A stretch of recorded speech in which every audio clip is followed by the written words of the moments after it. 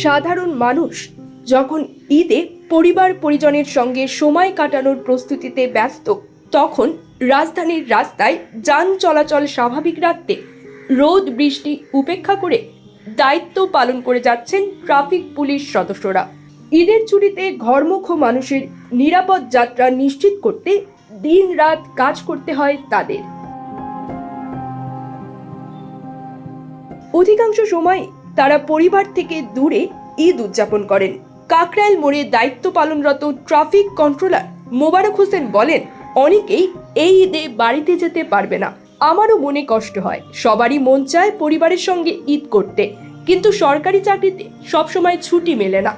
মতিঝিল এলাকার ট্রাফিক সদস্য জসিমউদ্দিন জানান, কোনো বছর ছুটি পাই, কোনো বছর পাই না। এবার আল্লাহর রহমতে ছুটি পেয়েছি, পরিবারের সঙ্গে ঈদ করতে পারবো, এটাই সবচেয়ে খুশির বিষয়।